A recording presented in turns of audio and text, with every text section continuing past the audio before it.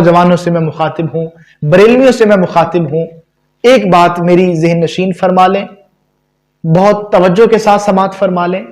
مفتی صاحب کے دلائل قابل تحسین، قابل تعریف، قابل سراحت، بہت ساری خوبیاں تھیں، بہت اچھے دلائل تھے، مضبوطی تھی، ہر طرح کی تعریف اچھے الفاظ میں آپ ان کے دلائل کے لیے کر سکتے ہیں۔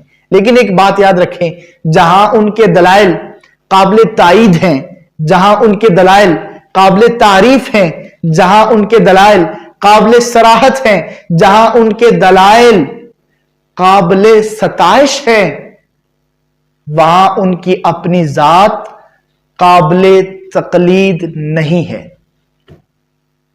وہاں ان کا اپنا مسلک، ان کی اپنی ذات یہ قابل تقلید نہیں ہے۔ اس کی وجہ میں عرض کرتا ہوں۔ اب آپ کہیں گے کہ یار جہاں پورا اسلام خوش ہے، پورا عالم خوش ہے، پاکستان اور انڈیا میں خصوصاً لوگ خوشیاں منا رہے ہیں، دعائیں کر رہے تھے، روزے رکھ رہے تھے کہ حضرت کو فتح نصیب ہو، اور آپ ایک نئی بات لے کر آ گئے ہیں، تو بات بالکل نہیں لگے گی آپ کو۔ مگر اگر آپ صدق کے دل سے اس کو توجہ کے ساتھ آپ سماعت فرمائیں گے تو آپ میری بات کے ساتھ، میری گفتگو کے ساتھ ایگری کریں گے۔ یہاں تک تو یہ گفتگو ٹھیک رہی کہ انہوں نے دلائل مضبوط دیے، لیکن اس سے آگے کا ایک مرحلہ ہے جس پر آپ نے توجہ نہیں کی۔ ایک بات جو ہے وہ ہمیشہ یاد رکھیں، صرف اللہ اللہ کرنے سے اللہ نہیں ملتا، صرف رب رب پکارنے سے رب کی قربت حاصل نہیں ہوتی، صرف اسی کا نام لینے سے، صرف اسی کی ذات پر یقین رکھتے سے بندہ مومن نہیں ہوتا۔ لا الہ الا اللہ زبان سے بندے نے کہہ لیا تو بندہ ایمان والا کامل نہیں ہو سکتا اس وقت تک جب تک محمد الرسول اللہ نے کہہ لیتا۔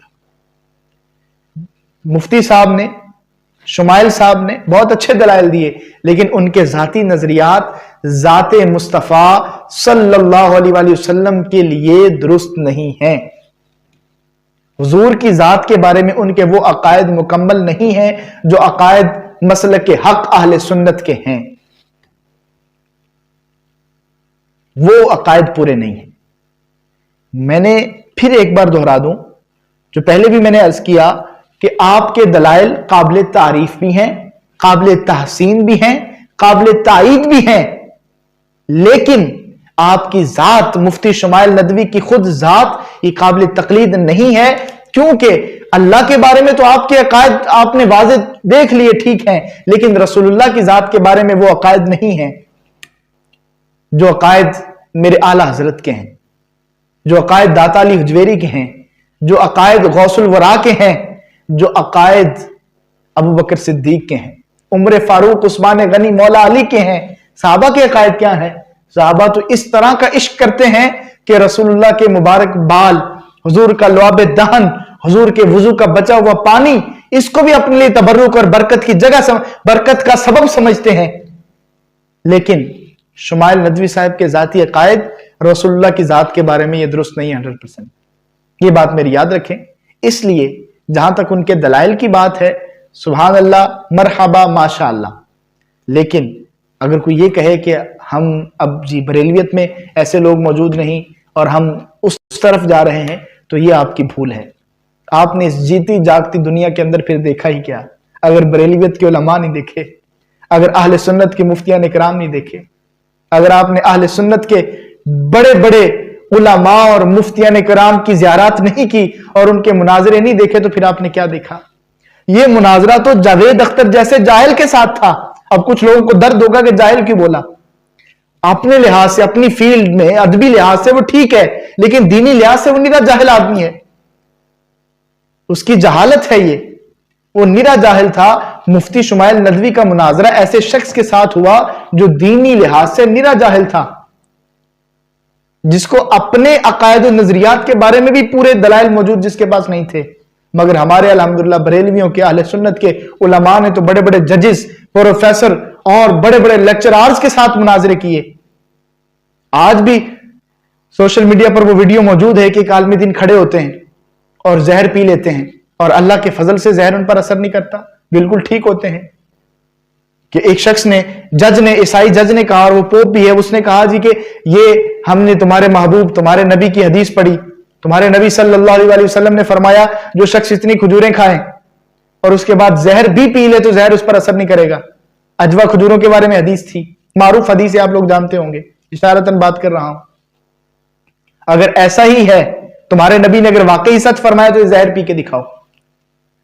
بغیر کسی دیر کے، بغیر کسی عذر کے کو بیان کیے علامہ صاحب کھڑے ہوئے، زہر اٹھایا اور پی لیا.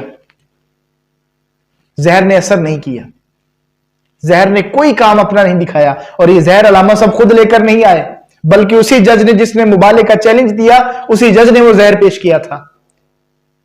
اس کے باوجود کچھ نہیں ہوا. لیکن یہ بات میں ببانگ دوہل کہہ سکتا ہوں، اگر ایسا مبالغے کا چیلنج شمائل ندوی یا ان کے مسلک سے تعلق رکھنے والے کسی بھی عالم کو دیا جائے گا، وہ قبول نہیں کر سکتا. یہ جگرہ صرف اہل سنت کے اندر موجود ہے. اور پھر وہ جو مناظرہ ہوا ہے، اگر آپ اس کو سنیں، وہ زہر پینے والے جن علامہ صاحب کی میں بات کر رہا ہوں، اگر آپ اس مناظرے کو سنیں تو آپ کو پتا چلے کہ دلائل حقیقت میں کیا ہوتے ہیں. اور سامنے جو بیٹھے ہوئے وہ بھی جاوید اختر جیسے جاہل نہیں، بلکہ بڑے بڑے جج اور پروفیسر بیٹھے ہوئے. لہذا خدا کے لیے جن ماؤں نے آپ کو الصلاۃ والسلام علیکہ یا رسول اللہ پڑھ کے دودھ پلائے، ان کے دودھ کی لاج رکھیں. چھوڑ دیں یہ باتیں کہ لو جی آج ہم ادھر جا رہے ہیں. آپ نے اپنے مسلک میں تو دیکھیں، ہمارے علماء کے جہاں جوتے پڑے ہوتے ہیں وہاں الحمدللہ وہاں کی تو خاک بھی برکت والی ہو جاتی ہے. ہمارے علماء، ہمارے اولیاء تو اپنی نگاہوں کے ذریعے لوگوں کے دلوں کو ایمان کے نور سے منور کر دیتے ہیں. اللہ نے اتنی شان، اتنی طاقت عطا فرمائی. تو عام ملحدین سے مناظرے کی کیا بات کرتے ہیں؟ یہ صرف کچھ فتنہ پرور لوگ ہوتے ہیں. تو جی بریلویوں میں بھی کوئی ایسا ہے، فلاں بابے کی کہانی، فلاں بابے کی کہانی، کبھی غوث پاک کی کرامت، کبھی داتا صاحب کی کرامت، کبھی خواجہ غریب نواز کی کرامت. ان کے پاس تو کچھ اور ہے ہی نہیں. اللہ کے بندو، تم کیا جانو بریلویوں کو، تم کیا جانو اہل سنت کے بارے میں؟ اعلیٰ حضرت نے جو توحید کو بیان فرمایا اور رسالت کو جو بیان کیا ہے، اس جیسی کو توحید بیان کر سکتا ہے؟ ویسی کوئی رسالت بیان کر سکتا ہے؟ ہم الحمدللہ جہاں اللہ پر کامل یقین اور ایمان رکھتے ہیں، وہاں اللہ پاک کے تمام احکامات جو رسول اللہ کے بارے میں ہے، جو صحابہ کے بارے میں ہے، اس کے اولیاء اللہ کے بارے میں ہے، اس پر بھی عمل کرتے ہیں. سبحان اللہ. اس لیے میں دعوت فکر دوں گا اور دعوت حق دوں گا. اپنے سروں کو جھکاؤ ادب کے ساتھ، اور نگاہیں باندھ کر، اپنے ہاتھ باندھ کر نگاہیں جھکا کر اس لائن میں کھڑے ہو جاؤ جہاں داتا علی اجویری کھڑے ہیں، جہاں غوث الورا کھڑے ہیں، جہاں خواجہ غریب نواز کھڑے ہیں، مجدد الف ثانی کھڑے ہیں، جہاں بڑے بڑے اولیاء اللہ، علماء اور صحابہ کھڑے ہیں. اس لائن میں کھڑے ہو جاؤ. اور یہ سیدھی سڑک شہر شفاعت نگر کی ہے. یہ سلسلہ، یہ نسبت تمہیں رسول اللہ کے در سے لے کر اللہ پاک کے ساتھ ملا دے گی، اللہ کا قرب تمہیں دلوا دے گی. اور ہے شمائل ندوی یا کوئی بھی ان کے مسلک کا آدمی جس نے اس طرح سے رسول اللہ کی شان کو بیان کیا ہو کہ اللہ کی سرتاب قدم شان ہے یہ.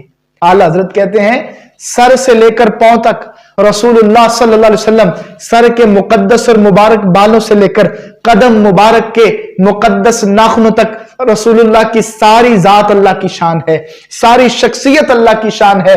فرماتے ہیں اللہ کی سرتاب قدم شان ہے یہ، انسان نہیں کوئی انسان، وہ انسان ہے یہ.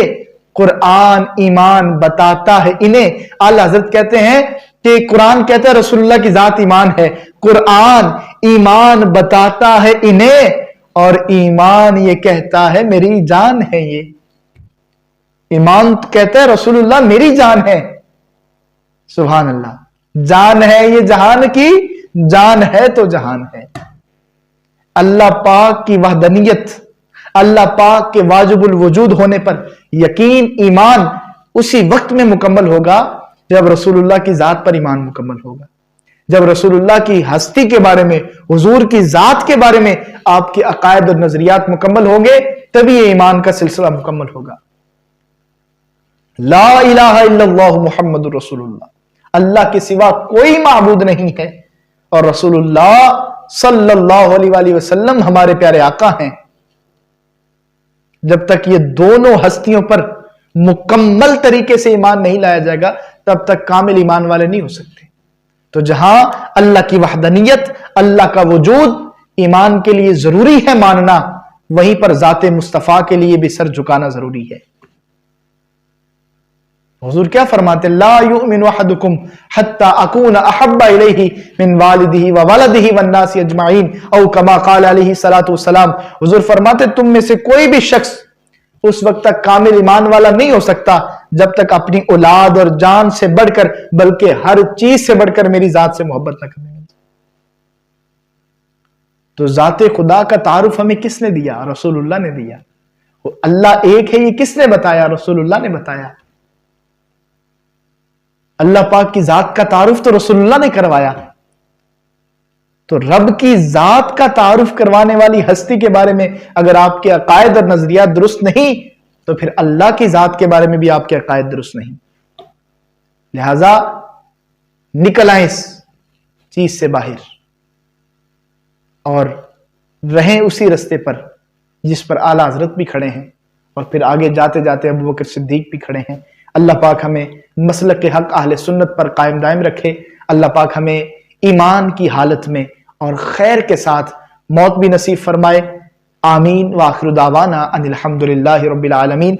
और आखिर में एक बड़ी अहम बात कि जब से ये मुनाजरा हुआ है तो कुछ लोगों ने ये कहना शुरू कर दिया, और बाज़ लोगों ने तो कालम भी लिखना शुरू कर दिए कि मौलाना के घर से मुल्हिद, इतने बड़े आलिम के घर से मुल्हिद पैदा हो गया।